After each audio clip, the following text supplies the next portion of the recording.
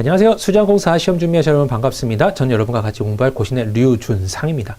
저는 여러분 같이 이제 문제 해결 능력, 수리 능력, 그 다음에 자원관리 능력 같이 한번 풀어보도록 할 텐데, 저랑 이제 대부분의 영역을 같이 하다 보면요, 여러분이 조금 아셔야 될 게 있어요. 일단은 제가 미리 겁을 내라는 표현은 아닌데 약간 긴장하셔야 되는 부분이 잔소리가 굉장히 많아요. 그래서 이제 모든 문제를 풀 때마다 웬만하면 제가 이제 피드백 혹은 뭐 이 문제는 이렇게 하세요, 이 문제는 이렇게 하세요, 이런 식으로 잔소리가 꽤 많을 겁니다. 그리고 이제 제가 갖고 있던 모든 지식을 여러분한테 전달해 드리려고 하는 거기 때문에 이 사람이 혹시 뭐 빨리 돌리기를 하고 있다든지 뭐 빨리 보고 있게 한다든지 뭐 여러분 스킵 하고 넘기고 있다든지 아무 상관없지만 여러분이 이 사람이 제가 그러니까 중간에 갑자기 뭔가 쓰면서 뭔가 설명하는 것 같아요. 그러면 꼭 일단 한번 들어보세요. 들어보고 내가 알고 있는 거고 내가 체득하고 있는 거라면 패스, 스킵하시면 되고, 아니다 싶으면 반드시 자기 걸로 가져가는 그 시간을 조금 가져주시기 바랍니다.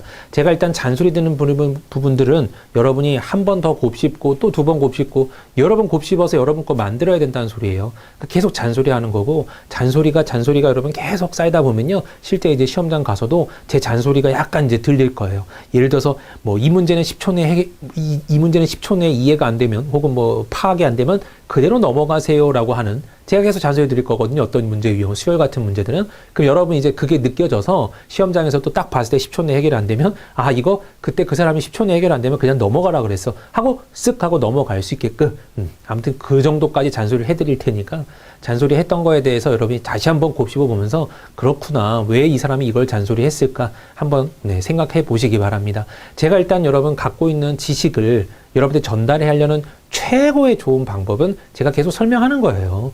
근데 이제 겹치고 안 겹치고 뭐 다른 문제, 이상한 문제, 여러 문제 다양하게 나올 텐데, 모든 문제마다 제가 갖고 있는 만약에 어떤 잔소리의 양이 이만큼이라면 문제마다 각각 그게 다르기 때문에 어찌 보면 제가 다 전달 못 해드릴 수도 있어요. 어차피 짧은 시간 내에 이 모든 걸 전달하기는 어렵고, 그리고 여러분이 받아들일 수도 없고, 문제 따라서 제가 설명을 계속 드리도록 할 테니까 이런 유형은 이렇게 이 사람은 푸는구나. 그래서 여러분이 생각하는 거예요. 이 사람 방법이 더 괜찮네. 그러면 가져가고, 이 사람 방법보다는 내 방법이 더 나아. 그러면 여러분 거 계속 고수하시면 되고, 혹시 이 사람 거랑 자기 거랑 자신 거랑 합쳐보면 좀 더 나은 게 나오겠다, 이런 식으로 생각해도 됩니다. 어차피 여러분의 방법이니까요. 아무튼 내 방법 하나를 갖고 있어야 되는 건 여러분 필수적인 거예요. 이해됐죠? 자, 그러면 제가 일단은 이제 회차가 굉장히 많잖아요. 회차가 굉장히 많은데 그 회차의 모든 거에 앞서서 제가 설명을 조금 드려보도록 하겠습니다. 뭘 설명드릴 거냐면요, 이거는 제가 OT에서도 했을 만한 말이기도 하지만, 일반적으로 문제를 푸는 여러분 전략이 있어야 돼요. 대부분의 NCS는요, NCS 시험은 전부 다 떨어지는 이유가 뭐냐? 전략의 부재예요. 그러니까 내가 이 문제를 어떻게 전략을 갖고 풀어야 되는지를 아예 머릿속에 없는 사람들은 그냥 가서 한번 경험해보고 나오는 겁니다. 근데 두 번째 시험도 똑같이 가서 전략이 없이 들어가서 그냥 잘 보면 되지, 이런 마인드 하나로만 가서 본다 그러면 또 실패해요. 계속 실패해요, 여러분. 절대로 이건 빛을 발휘할 수가 없습니다. 그러면 어떻게 해야 되나요? 전략을 가져야 돼요. 그러니까 성공하는 사람들, 흔히 말해 합격하는 사람들은 죄다 전략이 있습니다. 어떤 전략? 일단은 간단하게 말씀드려서 문제 하나하나마다의 전략이 있어야 돼요. 그래서 문제를 한번 쓱 맛봤을 때 내가 여태까지 풀어왔던 문제들 중에서 이거는 난이도 중에 1, 2, 3, 4, 5단계가 있다면 한 3단계 정도야, 2단계 정도야, 4단계 정도야, 이런 식으로 내가 풀어왔던 문제들에 비해서 난이도를 약간 검증할 수 있어야 돼요. 그래서 딱 봤을 때 난이도가 이거는 괜찮은데, 그럼 나는 이거는 무조건 풀어야지. 이건 난이도가 어려운 유형의 문제였어, 여태까지 풀어왔던 경험에 비추어 봤을 때. 그렇다면 이거는 첫 턴보다는 두 번째 턴 쪽에 풀어야 되겠군. 이런 식으로 여러분 어떤 전략이 좀 있어야 됩니다. 자, 일단은요, 이거는 어떤 문제는 문제인 거고, 큰 전략 하나 알려드릴게요. 제가 하는 전략이에요, 여러분. 100% 옳다는 아닙니다. 하지만 이제 제가 경험을 해봤고, 제가 해봤을 때 얻어먹는 게 많아요. 그러니까 절대 손해보는 것 같진 않아요. 그래서 여러분한테 지금 설명을 드려보겠습니다. 대다수의 사람들은 여러분 이렇게 공부해요. 1번부터 만약에 40번까지 문제가 있다. 그럼 이제 대략적으로 이제 40분 혹은 50분 이렇게 잡고 하잖아요. 주어져 있는 건 NCS 시험마다 다 다르긴 하니까요. 아무튼 40문항에 이제 일반적으로 50분을 주어진다면, 보통 이제 OMR 카드 옮겨 적고 그다음에 이제 문제 넘기고 막 그런 시간 다 포함하면 문제 하나당 흔히 말하는 완전히 쏠쏠하게 쓸 수 있는 시간은 한 1분 정도라고 보시는 게 맞습니다. 그럼 1분 내에 이 문제를 푼다? 거의 불가능한 문제들이 많아요. 1분 내에 어떻게 저걸 풀어? 1분 내에 의사소통 같은 경우는 이따만한 지문도 읽어야 되는데 그걸 어떻게 풀어? 못 푸는 문제 정말 엄청나게 많습니다. 자, 전략을 한번 봐드릴게요. 그럼 얘는 만약에 보통 이제 합격 컷이라고 하는 개념은 좀 가늠하기는 어려워요. 일반적으로 이제 기능이 필요한 그런 직렬 같은 경우는 평균이 60점대도 있어요. 여러분 합격 컷이요. 100점 만점에. 그 다음에 이제 기능이 아니라 그냥 순수하게 사무직렬 이런 거 있잖아요. 제일 인기 많은 거 수도권의 사무직렬 뭐 이런 것들은요. 뭐 한 85, 90 맞게 나올 때도 있습니다. 커트라인이요. 그래서 그건 천차만별이라 어디를 제가 뭐 이거 기준이요라고 말하기는 어렵지만 평균적으로 그럼 한 80점 정도가 커트라인이었어 라고 생각한다면 이것도 높게 잡은 걸 수도 있어요. 아무튼 80점이라고 한다면요. 여러분 봐요. 이 40문항 중에 결국은 20%는 틀려도 된다는 소리잖아요. 그죠? 8문제는 틀려도 된대요. 그러면 엄밀히 말하면 32문제를 맞추는 싸움이에요. 나랑 이 시험지는 32문제를 갖고 어찌 보면 티격태격하고 있는 겁니다. 그렇다면 내가 버려야 될 문제가 8문제가 있다는 소리죠. 그럼 이 8문제는 내가 무조건 틀린다라는 개념일까요? 아닙니다. 이 8문제는 시간 때문에 버린다라는 개념이 맞아요. 시간 때문에 정말 진상, 여태까지 내가 경험해봤던 그 맛봤던 문제들 중에 정말 최고 진상이었던 그런 유형, 그런 느낌이 나는 문제가 등장했다. 그런 것들 8문제, 40문항에서 8문제는 내가 뭐 하겠다? 버려버리겠다 라고 생각을 하는 겁니다. 그럼 얘는 버려요. 그럼 나머지 32문제를 50분 푼다라고 생각하면 조금 더 시간의 여유가 생기죠. 이해됐나요? 이런 전략이 일단 기본적으로 있어야 돼서요. 중간에 1번부터 주르르르 풀 때요. 풀고 풀어요. 저의 경우를 말하는 거예요. 일단 첫 번째 턴은 무조건 보이는 거 위주로 빨리 풉니다. 내가 딱 봤을 때 한 방에 풀 수 있는 거. 이건 더 이상 글을 읽었더니 그대로 답이 해석이 되고 뭔가 식이 나오고 뭔가 해석이 되는 것들. 그런 것들은 무조건 첫 턴에 돌아요. 대신에 중간에 이건 계산 좀 해야 되겠는데 신경 좀 써야 되겠는데 이런 것들 좀 문제 봤을 때 이것도 마찬가지입니다. 이것도 별로죠 여러분. 문제 길어서 이걸 어떻게 1분에 풀어. 일단 너는 아니야. 잠깐 기다려 하는 그런 문제들이 여러분 여러 개가 있습니다. 이렇게. 걔네들은요 한 번 바텀을 찍고 올라와서 두 번째로 돌아 내려가는 거예요. 그러면 두 번째 턴을 돌 때도요 이런 문제를 한번 쓱 보면서 내가 어느 정도 내 데이터베이스에 맞춰놨단 말이죠. 그럼 얘는 레벨 3짜리다. 그럼 레벨 4짜리가 있다. 레벨 4짜리보다 레벨 3짜리를 풀자 하는 그런 선택지를 통해서 내가 그나마 조금 더 쉬운 문제를 풉니다. 그 다음에 마지막으로 흔히 말하는 이 진상 문제 정도가 남을 거예요. 이거는 두 번째 턴에서도 너무 무리야. 이런 것들. 시간 정말 오래 걸려. 그럼 여러분 이때쯤 저의 경우를 말하는 거예요. 이때쯤 저는요 한 10분 남아 있을 것 같아요. 두 턴 돌았을 때. 그러면 10분 남아 있다고 하면 이 10분 동안에 8문제를 다 풀지 않아요. 적어도 한 두세 문제 정도만 풉니다. 10분 동안에 두세 문제? 널널하죠. 그런 정도로 약간 마음을 편안하게 갖고 어려운 문제이기 때문에 이건 맞추면 다행이야. 이런 느낌으로 풉니다. 그래서 10분 내에 두세 문제를 더 맞춘다고 해보죠. 그 다음에 마지막 5문제는 여러분 뭐해요? 시간이 되면 푸는 거고 시간이 안 되면 뭐해요? 쿡쿡쿡쿡 찍는 겁니다. 그래 주면요 맞는 게 하나라도 나오면 감사한 거예요. 다 틀려도 어쩔 수 없는 거고요. 그래도 나는 합격 컷 안에 들려고 굉장히 노력을 했고 거의 가능하게 나오게 됩니다. 이게 여러분 제 전략이에요. 근데 저는 여러분 이제 문제를 많이 풀었기 때문에 이제 조금 다를 수 있어요 여러분. 뭐냐면 저는 이제 1턴에 거의 다 풀어요. 첫 턴에 보자마자 거의 다 풀려서 풉니다. 근데 이제 그거는 여러분 이제 경지가 조금 올라가야 돼요. 여러분이 지금 만약 혹시 초심자, 초보자 단계라면 절대 그럴 수가 없습니다. 문제를 많이 풀어본 사람들이 맛보면서 이건 이걸 건드려야 되고 이건 이걸 건드려야 돼 이런 게 서거든요. 근데 아직은 안 서 있다 그러면 절대 그렇게 접근하면 안 돼요. 그래서 일단은 빨리 풀 수 있는 거 돌고 두 번째 턴에서 제대로 진드근히 풀고 세 번째 턴에 남아 있는 시간을 최대한 한두 문제 더 맞추려고 노력을 하면서 푼다라는 전략이 있어야 돼요. 이해되셨나요? 이런 전략을 갖고 있는 채로 여러분이 시험을 봐야 그나마 합격 컷에 가까운 점수가 나올 겁니다. 100점 만에서 합격하나 80점 만에서 합격하나 여러분 똑같은데 불안하니까 이제 100점 만으로 노력을 하잖아요. 근데 실제로 NCS는 100점 맞기가 너무 어려운 시험이에요. 자, 그래서 일단 제 전략을 살짝 설명드렸고요. 그러면 왜 이런 전략을 써야 되는지도 한번 설명을 드리도록 하겠습니다. 자, 여러분 이제 문제를 풀어요. 흔히 그냥 아무 전략 없이 푼 사람들. 자, 1번부터 봅니다. 뭐 이 같은 경우 문제 해결 능력 10문제를 먼저 풀어요. 그 다음에 여기서 또 10문제, 수리 능력, 자원 능력. 이게 10문제 풀겠죠? 자, 봐요. 그럼 1번부터 10번, 11번부터 20번, 네, 21번부터 30번, 31번부터 40번까지 있다고 치면 되게, 네. 자, 예를 들어서 4개 영역으로 나눴다고 쳐요. 그리고 각각 주어져 있는 시간이 나한테 한 12분, 11분 정도밖에 없다. 이런 생각을 갖고 풀게요. 그러면 여기를 풀면서, 자, 대개 이제 여기 정도 풀 때, 10번 정도 풀 때 여러분 몇 분 남냐면요. 10분이 넘어가요. 여러분, 네, 그냥 뭐, 평범하게 그냥 무전략으로 간 사람들의 예예요. 10번 풀 때 10분 훨씬 넘어갑니다. 한 12분, 13분 될 거예요. 하지만 여러분은 안심하고 있죠. 아, 괜찮아. 다음 거 좀 더 빨리 풀면 돼. 막 이런 식으로 안심하고 있을 수 있어요. 그럼 이제 20번까지 풀었을 때 여기는 한 25분쯤 지나가고 있을 거예요. 훨씬 더 지나가 있을 확률이 높습니다. 30분에서 25분 사이가 될 거예요. 그럼 이제 여러분, 자, 여기까지는 여러분의 능력에, 만약 여러분의 능력이 100이라고 하면요. 100%로 풀었다고 가정할게요. 그 다음부터는요. 여러분이 만약에 50분이었다 그러면 이제 25분 남았어요. 그죠? 정확하게 25분 남았잖아요. 그럼 이제 여러분은 마음 편하죠. 두 영역 남았고 이제 두 영역을 잘 풀어서 25분에 풀었다. 이건 어찌 보면 굉장히 잘한 케이스 중에 하나입니다. 아무튼 간에요.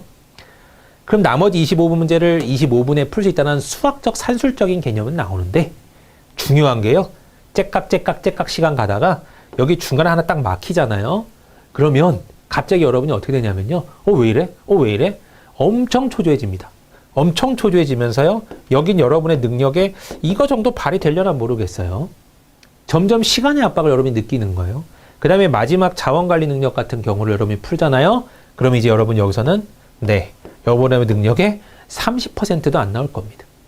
정말 여러분이 풀고 있는지 찍고 있는지 뭔가를 내가 어떻게 하고 있는지 전혀 알 길이 없어요. 초조해질 뿐입니다. 왜냐면요. 여기까지 풀었을 때 40분, 네, 혹은 38분 막 이렇게 됐다고 쳐봐요. 한 13분, 12분 잡아준 거, 이것도 최선을 잡아준 거예요, 여러분. 여러분 10분 남았는데 10문제 남았다고 하잖아요. 여러분이 제대로 풀 수 있을까요? 제가 장담합니다. 한 2문제 풀면 여러분 벌벌벌벌 할 거예요. 무전략으로 덤빈 사람들은. 그럼 이제 여기 뒤에 문제는 어차피 다 틀려요. 여기도 웬만한 거 많이 틀립니다. 그럼 이 사람들이 합격할까요? 여기 거는 잘 맞았다고 쳐요. 여기 거 개판되면 끝이에요. 여러분이 풀릴 문제와 안 풀 문제를 결정하고 맞을 문제와 찍어야 될 문제를 결정해야 되는 겁니다. 그런 전략이 다 있어야 돼요. 그래서 이런 것들이 여러분 문제예요. 그러니까 내 능력이 100인데 100을 다 발휘를 못하고 시험을 봐버리는 겁니다. 그러니까 최악의 경우가 나오는 거죠. 그 경우가 여러분 최악이에요. 그래서 이거를 막으려면 어떻게 해야 되느냐. 일단 여기서 오래 걸리는 문제들이 몇 문제 있겠죠. 여기서도 오래 걸리는 문제들이 몇 문제 있겠죠. 오래 걸리는 몇 문제 있겠죠. 몇 문제 있겠죠. 다 보류하는 거예요. 그래서 첫 턴에 싹 다 도는 겁니다. 그리고 두 번째 턴에 그나마 좀 쉬었던 거 풀어가는 거예요. 그 다음에 마지막 턴쯤에 10분 남았습니다. 5분 남았습니다. 할 때 마지막에 이제 몇 문제 남아있는 그거를 한 문제를 더 건드린다든지 아니면 아예 다 그냥 그냥 뭐 시간 되는 대로 일단 푸는 거예요. 최선을 다해서 한번 풀어보자. 마지막까지는 덤벼보자. 이런 마인드를 갖고 마지막에 이제 제출을 뭐 1분 전입니다. 그럼 이제 그때서야 어쩔 수 없이 쿡쿡쿡쿡 찍어서 내는 겁니다. 이 전략이 여러분 제가 볼 때는 여러분의 능력이 100이라면 100을 거의 유지할 수 있는 방법이에요. 여러분은요, NCS를 우습게 보면 안 되는 게, NCS는 여러분의 지적 능력을 보는 시험이 아닙니다. 여러분에게 뭘, 어찌 보면 평가하고 싶은 내용이냐면요, 여러분이 이제 일상생활에서, 직업생활에서, 직장생활에서 어마어마한 압박이 들어올 거예요. 상사의 압박, 시간의 압박, 뭐 프로젝트의 압박, 뭐 별 압박이 다 들어올 겁니다. 그 압박 가운데 여러분이 어떻게 시간 관리를 하고, 여러분이 어떻게 대처를 하고, 여러분이 그 압박을 어떻게 견디면서 여러분의 능력을 최대한 발휘하는지 그걸 평가한다. 그걸 원한다. 그런 시험이라고 보시는 게 맞아요. 그래서 시간의 압박이 어마어마한데 여러분이 그 압박에서 내 능력 100을 계속 유지한 채로 문제를 풀어가는 겁니다. 모든 사람들의 지적 능력은 여러분 그렇게 크게 차이 나지 않아요. 여러분과 여러분이 옆에 있는 그 사람 동료들이 아주 막 차이 나지가 않습니다. 지금 다 성인들이기 때문에 성인들 공부해보면요. 어느 정도 열심히 해보면 다 비슷비슷해요.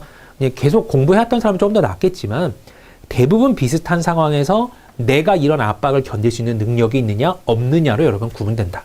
그래서 NCS는 어마어마한 시간 압박에서 내가 탈압박이라고 표현하죠. 네, 압박을 벗어나는 그 능력을 보겠다라고 보는 게 제 어찌 보면 지론이에요. NCS에 대한 제 지론입니다. 그러니까 NCS 시험은 여러분한테 지적 능력의 이만한 걸 바라보는 게 아니라 이런 압박 속에서 너희는 어떻게 대처할래? 너희는 어떻게 너의 능력을 100% 발휘할래? 이거를 보겠다라는 시험이라고 저는 생각을 해요. 그 여러분도 아마 시험 몇 번 봐보신 분들은 되게 동감하실 거예요. 왜냐하면 NCS는 시험 문제가 어렵다는 거는 뭐 그럴 수는 있어요. 하지만 100% 확실한 거는 시간이 부족하다는 건 100%입니다. 이거 여러분 다 풀어서 냈다? 정말 대단한 사람이에요. 그냥 보통 사람이 아닙니다. 그 사람은. 근데 우리는 그런 사람은 아니란 말이에요. 그냥 지극히 평범하게 같이 공부해오고 있는 사람인데 그러면 여러분이 그거에서 뭔가 좀 달라지려면 특출난 전략이 필요하고 그 전략이 없으면 절대 안 되기 때문에 제가 지금 처음부터 문제 풀기 전부터 설명을 드려놓는 겁니다. 그러니까 여러분은 항상 생각을 해야 돼요. 내가 이 공부를 하는 이유는 뭐다? 시간 압박을 어떻게 하면 내가 잘 헤쳐나갈 수 있을까? 그러기 위해서 첫 번째 단계인 문제를 풀어보면서 문제의 맛을 정해보는 거예요. 얘는 진짜 매운맛이네. 얘는 싱거운 맛이네. 이런 식으로 레벨을 정해보는 겁니다. 그래서 문제를 풀어봤을 때 이런 문제를 몇 번 풀어봤을 때 와 이런 문제는 내 계산해봤을 때 절대 1분 내 못 풀어. 그럼 얘는 첫 턴에는 아니야. 두 번째 턴이나 세 번째 턴용 문제야 라고 생각하고 넘기는 거예요. 알게 되나요? 네. 그런 식으로 계속 한 문제 한 문제 한 문제당 이렇게 맛을 보아가면서 내 데이터베이스에 쭈르륵 채워넣는다 이렇게 생각하시면 되겠습니다. 네, 아무튼 뭐 잔소리 많다 그랬는데 지금 첫 시간부터 잔소리가 굉장히 많죠 여러분. 네, 대충 이해해 주시고요. 정말 필요한 말일 수가 있어요 여러분. 제가 경험에서 나오는 말들이기 때문에 뭐 어떻게 성공했어요는 네, 뭐 솔직히 남이 들으면 되게 그냥 블라블라블라 말일 수 있어요. 하지만 이제 어떤 사람은 이렇게 실패했습니다라는 말은 조금 더 여러분이 귀담아 들을 필요가 있습니다.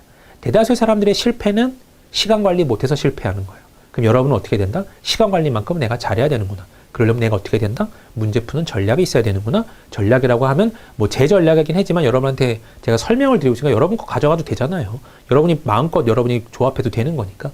이런 식으로 먼저 바텀을 찍고 올라오는 겁니다. 그러면 마음에서 일단은 편안함이 와요. 왜? 나는 모든 문제는 다 봤어. 내가 못 풀 문제들은 일단 제껴놨어. 내가 오래 걸릴 만한 문제도 제껴놨으니까 나는 일단 다 풀었어. 내가 풀 문제는 다 풀었기 때문에 남은 시간에 최선을 다해서 몇 문제 더 풀어보자. 이 정도의 수준인 거지. 마지막 5문제, 10문제를 아예 못 본 상태에서 벌벌벌벌 떨고 있는 그 상태가 아니라는 겁니다. 자, 이거를 지금 제가 말한 걸 한번 경험해보고 싶으면요. 여러분, 지금 1회는요. 혹은 뭐 여러분이 지금 1회는 풀었다고 치면 2회는요. 아예 그냥 무전략으로 한번 덤벼보시고 시간만 재보세요. 그럼 여러분이 어떤 결과가 나올지 한번 그걸 경험해보는 게 좋습니다. 혹시 1회를 안 풀어보신 분이 있다면 지금 이거 강의 듣지 마시고요. 1회를 아예 무전략으로 한번 풀어보세요. 시간 딱 재고 시작해서 한번 풀어보세요.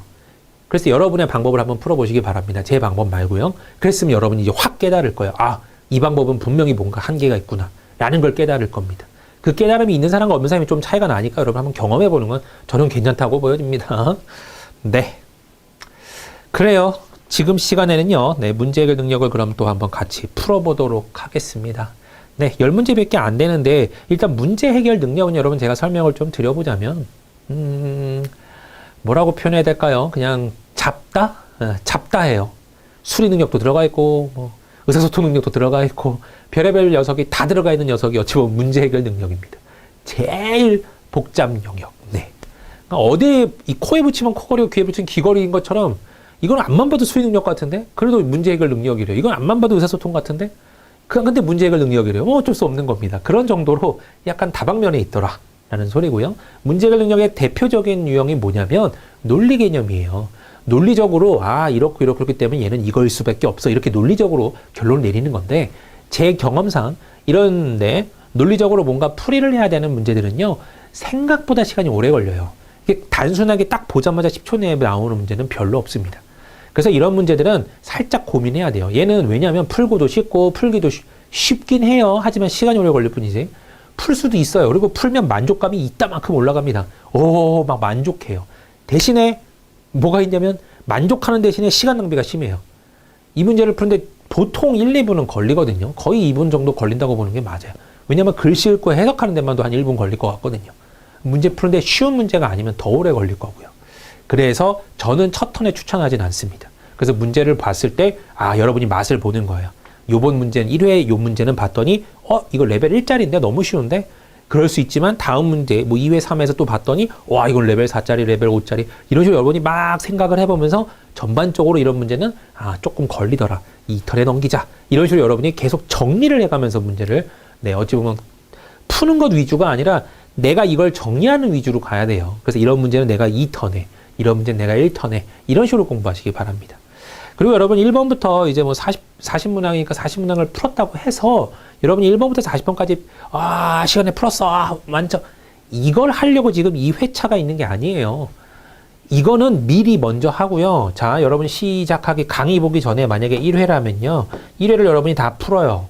풀고 나서 자, 봐요, 여러분. 만약에 50분이었다고 하면 50분이 주어졌다. 만약에 50분이 주어졌다고 하면 이 문제를 여러분이 풉니다. 풀고 나서 여러분이 뭔 짓을 해야 되냐면 자, 50분 내로 딱 끝내요. 그래서 그때 채점 한번 해봅니다. 네. 대신에 여기서 채점하기 전에 여러분 이것도 괜찮아요.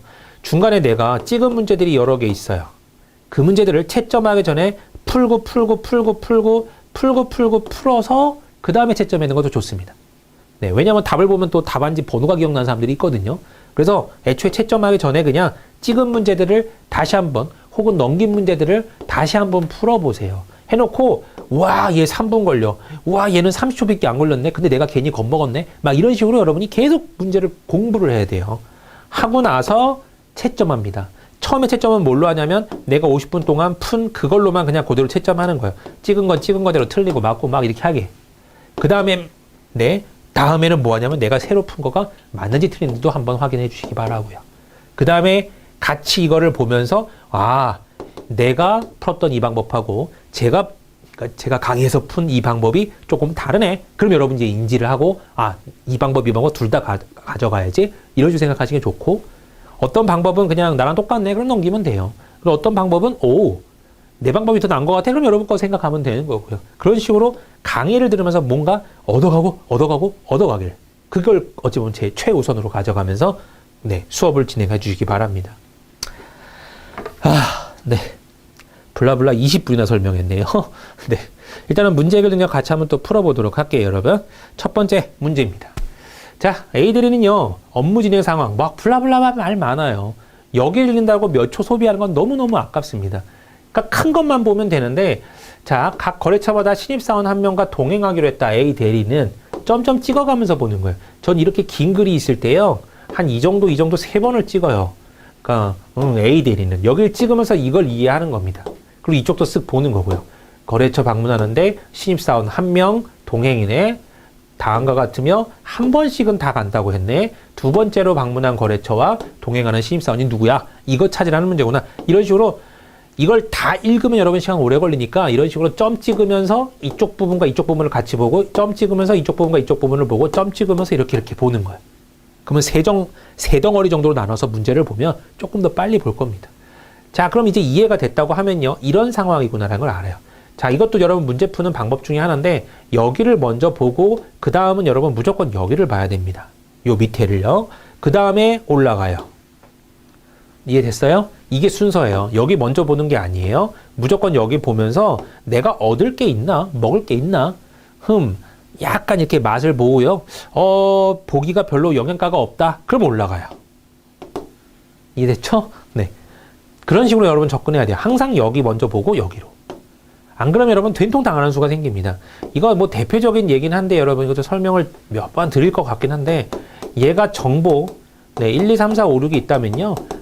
자, 여기 밑에 거를 먼저 안 보면 여러분 이걸 해석하죠? 그럼 여러분 머릿속에서 내가 정보 1, 2, 3을 얻었어요. 그럼 이제 그 1, 2, 3을 갖고 밑에 보기를 보려고 하는 겁니다. 나에게 어찌 보면 내가 노력을 해서 내 고정관념에 빠져버리게 돼요. 문제는 4, 5, 6인데 정보 4, 5, 6을 묻고 있는데 나 혼자 1, 2, 3을 얻었기 때문에 그 1, 2, 3이 나올 거야라고 내가 혼자 스스로 내 무덤을 파고 들어가는 겁니다. 최악의 행위예요.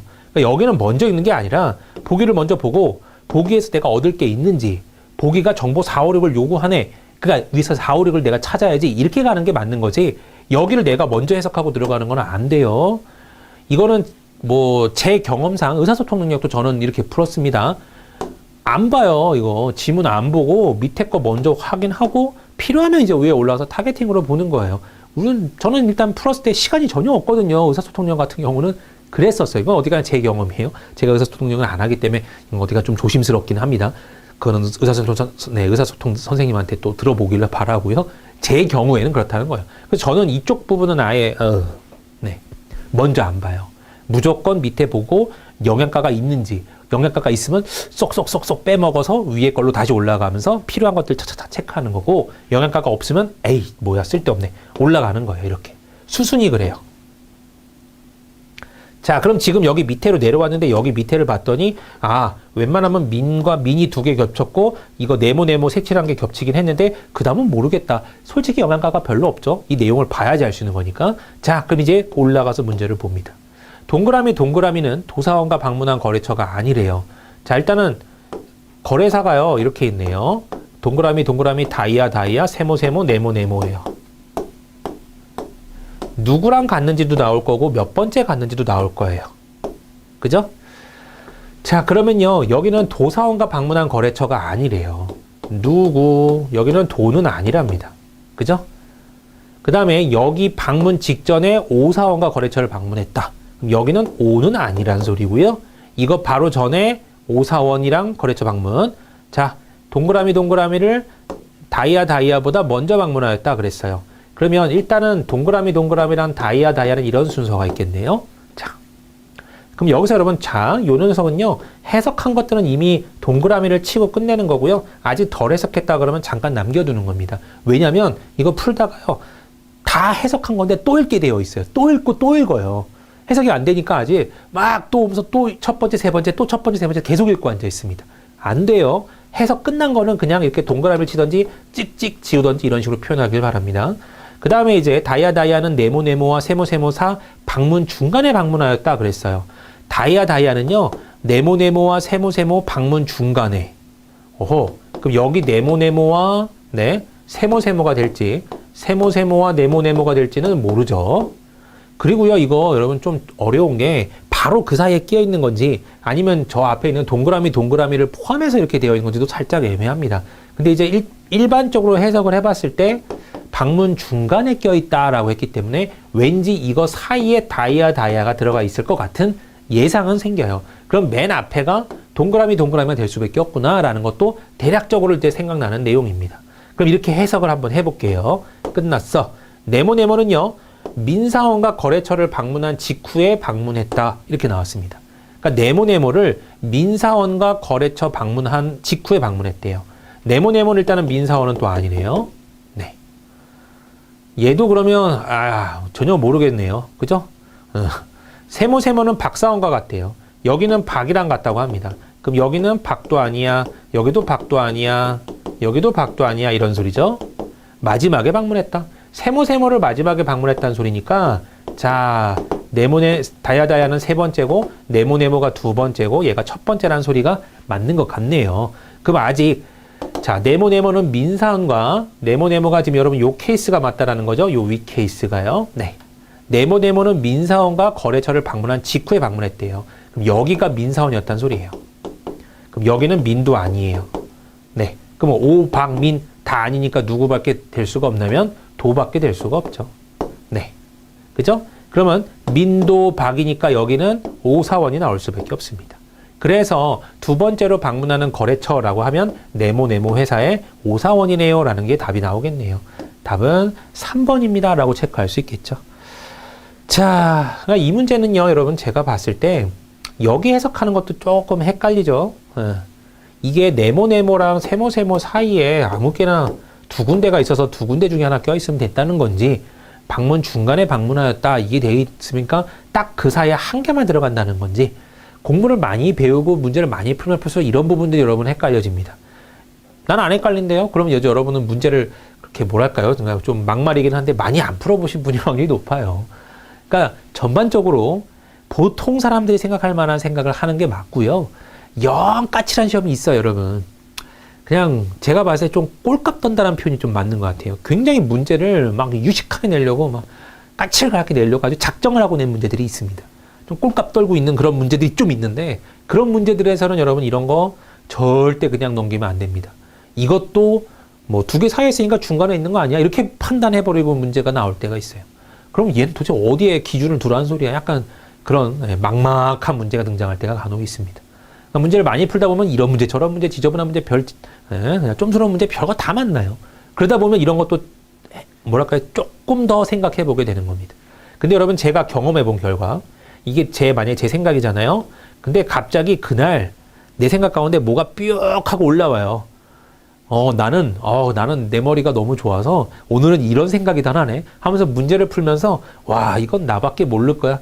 왜냐면 남들은 이걸 놓쳤을걸? 막 이런 생각들은 흔히 말하는 자뻑하고 있는 그런 생각들이 쑥 올라옵니다. 제가 문제 풀 때도요. 여러분도 비슷할 거예요. 어떤 한 문제를 푸는데, 와, 이걸 놓치면 안 되지. 난 역시. 이런 생각하는 사람들이 많아요. 그러면요, 여러분, 이거를 그냥 때려요. 없애야 돼요. 눌러야 돼요. 아니야, 너 아니야. 그거 아니야. 왜라고요? NCS는 여러분의 뛰어난 지인 능력을 보려는 시험이 아닙니다. NCS는 보통 사람들이 시간 압박을 어떻게 겪고 어떻게 견디고 극복하느냐를 보는 시험이지, 여러분에게 이런 뾰족한 지식이 있느냐를 보라는 게 아니에요. 이러려면 여러분 면접 봐야 돼요.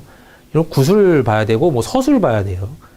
객관식으로 나올 만한 문제들이 아닙니다. 그러니까 여러분, 여기서 중요한 거, 보통 사람들의 생각으로 내가 생각을 해야 되는구나라는 거예요. 보통 사람들이 생각하는 그 수준으로만 내가 문제를 풀면 된다라는 겁니다. 알겠죠? 제발 알길 바래요.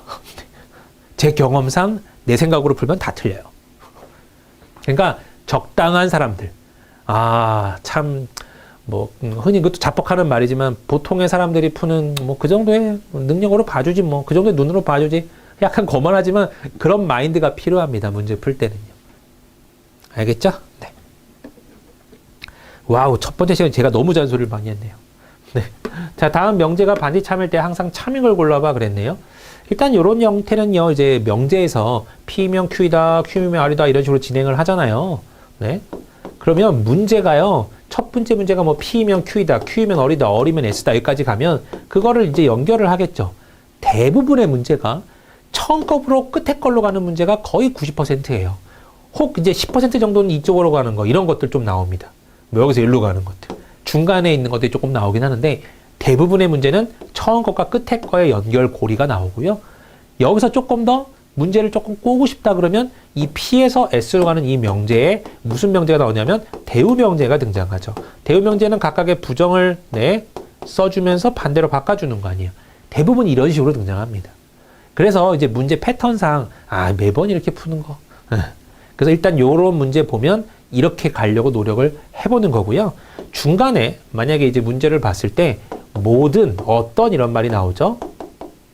모든 누구는 뭐다, 모든 어떤 누구는 뭐다 이런 식으로 나와 있으면 이런 것들은 이렇게 P면 Q이다, Q면 R이다 이런 걸로 가는 게 아니라 이런 것들은 벤 다이어그램으로 가는 게 일단 맞습니다. 그래서 이런 말이 등장했는지 안 했는지를 먼저 보고 없네. 그러면 이건 웬만하면 논리 개념이겠구나. P면 Q, X, Q면 R이고 이런 개념이겠구나. 이런 걸 생각하는 거예요. 자, C가 뾰족한 복숭아는 O2 향이 난대요. 그러면 C가 뾰족한 복숭아는 O2 향이 난대요. 껍질이 파란 복숭아는요, O2 향이 나지 않는데요. not O예요. C가 둥근 복숭아는, 이걸 C 뾰라고 적을게요. C가 둥근 복숭아는 C가 뾰족하지 않답니다. 네. 연결을 한번 해봐야 되는데 연결할 고리가 이거밖에 없어 보이네요. 이 명제의 대우 명제는 뭐죠? 네, O2 향이 나면 껍질이 파랗지 않다라는 소리죠. 그럼 여기서 연결되는 거는 not 껍질 파예요. 그 다음에 얘 같은 경우는 대우 명제를 굳이 구해봤을 때 C가 뾰족하면 C가 둥글지 않다라는 소리죠. 네, 그럼 여기서 not C가 둥글어, 요 정도가 해석이 될 겁니다. 그러니까 웬만하면 여기서 일로 가는 명제가 대부분 답일 거예요. 물론 아닐 수도 있는데 한번 보죠. 그럼 C가 뾰족한 복숭아는 껍질이 파랗지 않다. 딱 나오죠, 여기 3번이요. 대부분 이렇게 문제가 구성이 되어 있습니다. 그러니까 문제 만든 사람의 머리 꼭대기까지 올라가서 여러분이 문제를 내려봐야 되는 상황인 거예요. 그래서 문제를 풀 때마다 매번 이런 문제들은 이렇게 접근했었어라는 약간 문제 만든 사람의 위치까지 여러분이 올라가길 바랍니다. 수동적으로 보면요, 그냥 이거 풀어서 3번 끝내버리거든요. 거기까지 멈추지 말고 웬만하면 매번 나오는 패턴이 왜 이럴까? 거기서 한 번 더 꼰 게 대우 명제까지 나오는구나. 그것까지 가길 바랍니다. 그러니까 제가 지금 이미 말을 했기 때문에 여러분 어느 정도 인지가 됐을 거예요. 이제 그런 것들을 계속 생각하면서 문제를 보시기 바랍니다. 이거 맞고 틀리고는 지금 중요한 게 아니에요. 왜냐하면 시험장 가서 똑같이 안 나오면 못 푸는 건데요, 시험장 가서 어떤 문제가 등장할지 제가 어떻게 알아요? 문제 만든 사람이나 알죠. 그죠? 그러니까 어떻게 접근해야 되냐면 무조건 어떤 문제가 등장하건 비슷한 패턴 혹은 비슷한 유형이 등장하길 바라면서 시험 공부를 하는 거죠. 그러니까 유형 공부를 안 해놓으면 시험장 가서 만약에 뭘 하는지 모르겠어요. 왜 공부하는지도 모르겠고요. 그러니까 유형 공부를 꼭 해야 됩니다. 뭐 크게 거창하게 유형 공부를 하는 개념이 이게 아니라 매번 패턴이 여기서 일로 간다라고 지금 제가 말했죠? 대부분. 그러니까 나도 이것부터 한번 파볼까? 그럼 이제 내 스스로 문제를 풀면서 계속 고민을 하는 거예요. 예전에 그 사람이 혹은 며칠 전 그 사람이 네. 여기서 일로 가는 문제가 대부분 등장한다 그랬는데 진짜 그런가? 한번 나도 해보자. 에이 아니잖아. 그러네. 경우가 수가 다 나올 거예요. 경험해 보다 보면 많은 경험을 하다 보면 대부분 이제 이렇게 등장하는구나. 간혹 가다 중간 거 등장하는구나. 대충 알 겁니다. 아무튼 그 경험이 중요해요, 여러분. 경험이. 네. 아무튼 제가 말씀드렸고 여기서 한 번쯤은 또 한번 눈 째려보면서 한번 보길 바래요. 네, 다음 문제 볼게요. 다음 보기의 내용을 참고할 때요. 빈칸 기억에 들어갈 문장으로 가장 적절한 것은 그랬네요. 자, 모든하고 어떤은 등장하지 않았죠. 얘도 우리가 화살표로 한번 가볼까요? 영화를 좋아하는 사람은 반드시 음악을 좋아한대요. 영화를 좋아하지 않는 사람은 난 영은요 드라마를 좋아한대요. 예나는 음악을 좋아하지 않는데요. 낫음입니다. 그러므로라요. 그럼 이제 연결고리를 찾아야 되는데 이거의 대우명제 정도요. 네. 음이면 예은이 예나가 아니에요. 네. 낫 예나입니다. 얘는 연결이 됐죠. 어쨌든 간에. 그 다음에 영에서 든데 여러분 이거는 뭐 대우명제를 굳이 구해봐야 낫 드면 0이에요. 그죠? 그럼 여기서 이렇게까지는 들어갈 겁니다.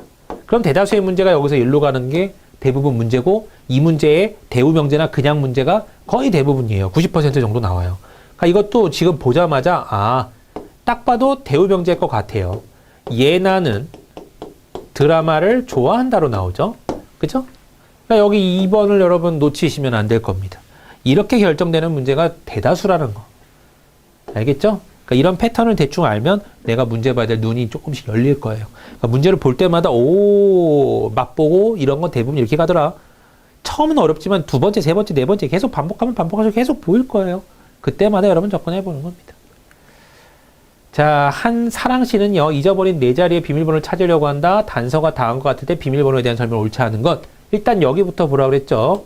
봤더니, 네, 흔히 말해 영양가 있어요, 없어요? 없어요. 여기 위에 걸 확인해야 뭔가 답을 고를 수 있어요. 그러니까 올라가는 거예요. 비밀번호는 0부터 9까지 자연수로 이루어져 있다. 첫 번째 숫자는 소수이자 홀수이다.